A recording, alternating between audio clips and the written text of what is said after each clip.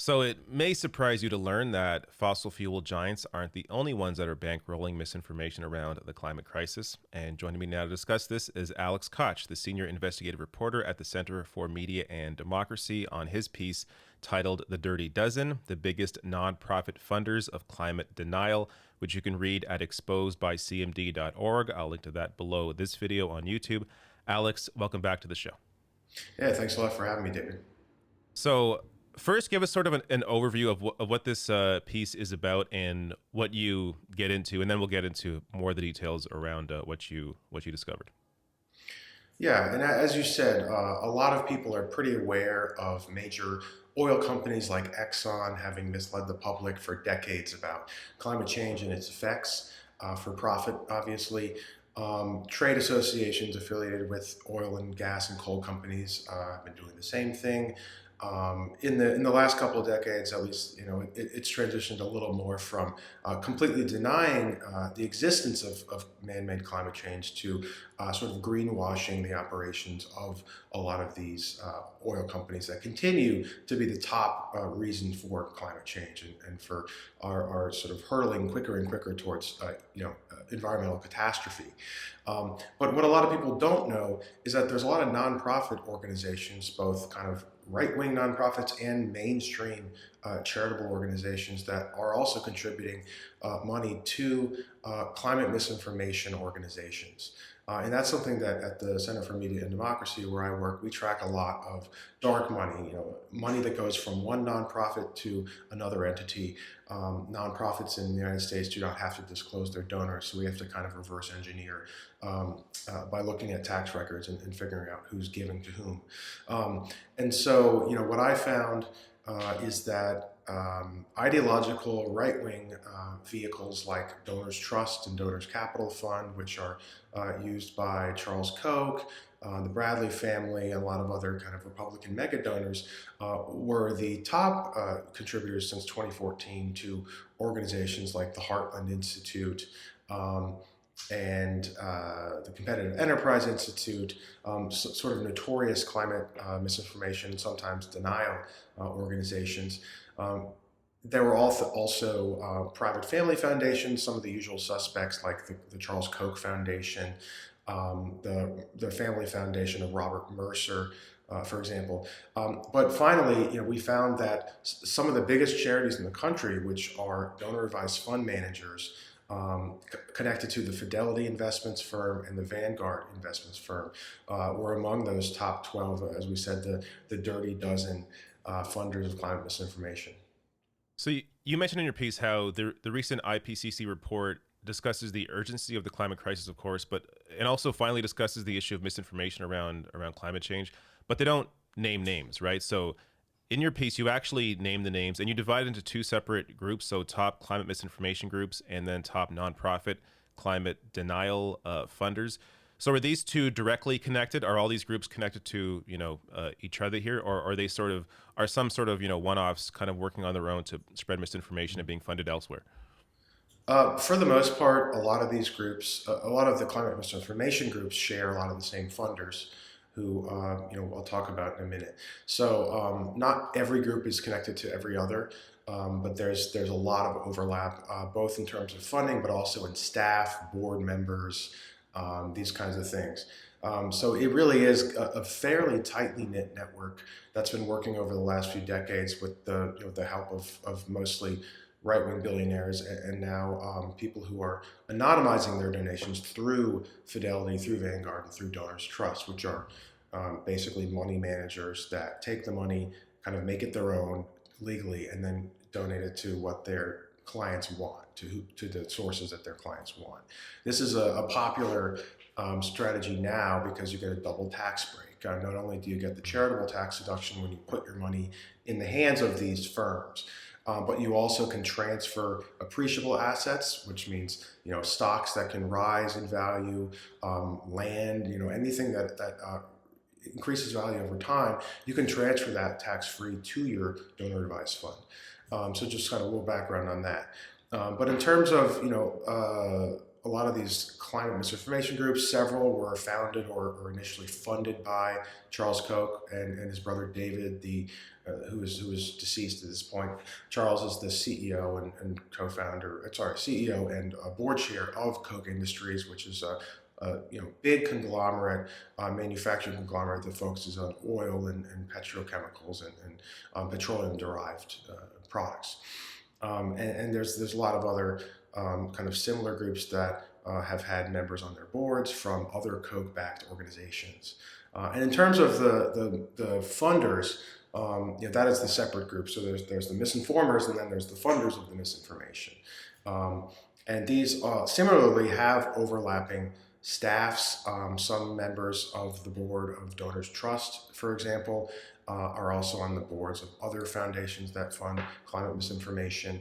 Um, and I actually wanted to do a big relationship map, but it was so hairy that I decided to put it off and possibly do it again when I have more time. But it is pretty incredible just to see all the different overlapping connections between the funders and the groups and everything in between. Now, on the misinformation groups, how do they actually get this information, this misinformation out? Is it through media? Is it through their own websites? What is their mechanism there? It's all of the above. They certainly put that out on their website. They'll do reports or something that they consider journalism. Um, they also have presence on social media. Play, outlets like YouTube and Facebook have often been negligent in covering, in their policies towards climate misinformation and climate denial. It's pretty hard to deny that our environment and climate change is the existential crisis of our entire species, of our history and our future. So you would hope that some of the biggest companies in the world that have the biggest platforms in the world would do more to combat, complete junk uh, articles and videos about climate science. But unfortunately, they've done a little, but not nearly enough. And so, yes, social media is often one of the main platforms for this climate misinformation. There's also what they do in lobbying and things like that. A lot of these misinformation groups are also lobbying organizations, so they will spread misinformation to members of Congress, to state lawmakers, who will then sometimes act, on that information, whether or not it's accurate.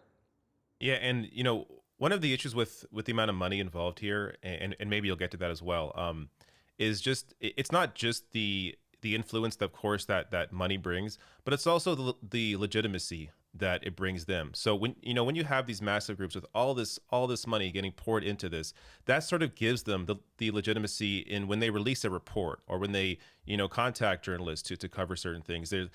There's that legitimacy there because they have all that money backing them. It seems like a legitimate opinion or perspective, but ultimately they're just funding absolute garbage, and it's because they have that money behind them that they are able to do that. So in terms of the money, how much money are we talking about here that's exchanging hands?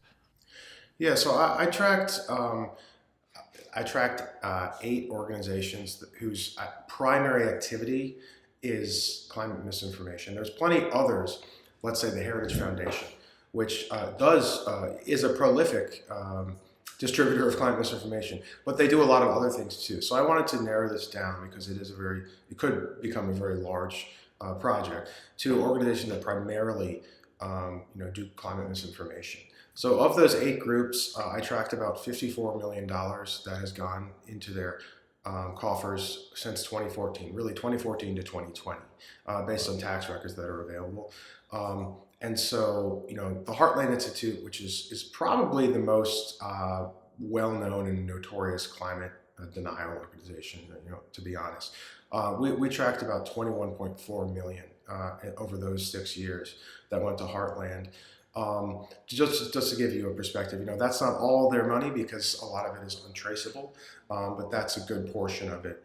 The Competitive Enterprise Institute, which is a pretty well-funded Republican think tank, right-wing think tank, I should say, almost 19 million there.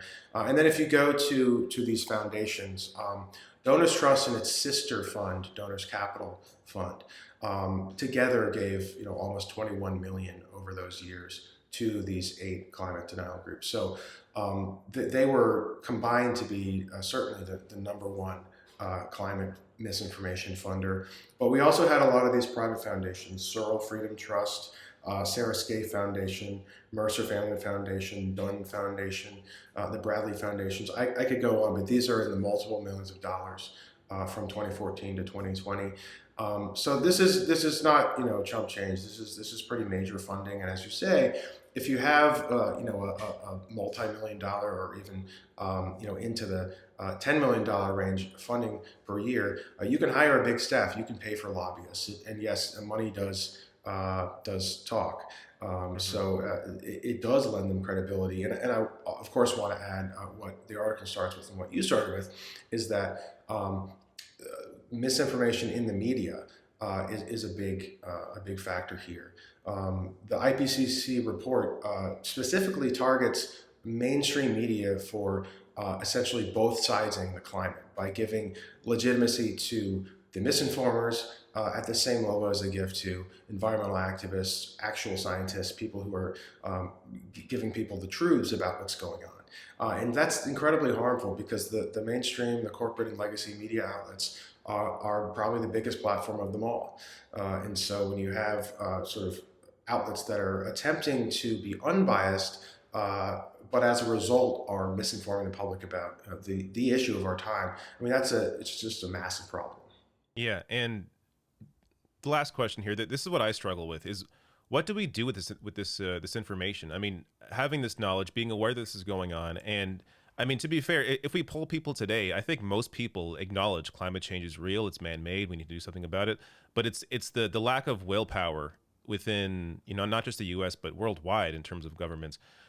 What what can we do? I mean, this is what I struggle with. This is the issue that Mm-hmm. I have is we are.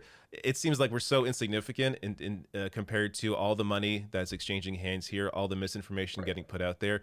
Do you have any ideas of what a report like yours here, like what that could potentially lead to? Yeah, your thoughts. It's tough, and that's a really good question, and it's certainly tough when you're competing with people like Robert Mercer and Charles Koch and their billions of dollars that they're spending to increase their wealth and to sort of keep their ideology alive and expand it. But I mean, from my knowledge of history, generally activism is the way to change things. Whether it's political activism, how the civil rights bills got passed in the '60s, whether it's today's climate movement. It really is the people have to come out and do what they do, organize in mass, do all kinds of things to get governments and to get institutions like these financial firms that are involved here to really change. I mean, these institutions do not change on their own. Hmm. So I would say that in some of my past reporting on donations to white nationalist organizations and hate groups has at least inspired some coalitions to start around getting these donor advised fund sponsors like Fidelity Charitable Gift Fund, Vanguard Charitable Endowment Program, the National Philanthropic Trust. These are some of the biggest charities in the country, and they're just managing people's money and anonymizing their names and sending it to any 501c3 nonprofit that is not being investigated by the IRS. So basically, there's pressure that people need to put on the IRS to actually stop allowing the U.S. taxpayer to subsidize climate misinformation and white nationalist hate. There's also pressure people need to be putting on these donor advised fund sponsors. Embarrass them in public, make them answer for what they're doing because there's no excuse. And then, of course, there's pressure that people can put on Congress to change the laws, to regulate the IRS, to demand more out of the IRS, and to not allow these climate informers to get subsidies. So I think there's a few different angles, and I am encouraged by the activism around climate today. Hmm. Unfortunately, the White House is ignoring it. But the Sunrise Movement's great. 350.org's been doing stuff forever. There's a lot of really, our indigenous communities are standing up for their environment and the greater environment. I mean, these are really, really important elements of our society that are doing great work. And I guess all I can say is I just hope they can use reports like this to increase their activities and hopefully make a difference. Yeah, I think you're right. The power of the people ultimately is what we need to put pressure on these elites and change things. But Alex, thanks again for coming on, and again, I'll link to your piece below the video. Yeah, thanks a lot, and thanks a lot to all your viewers for listening to me and checking out our work.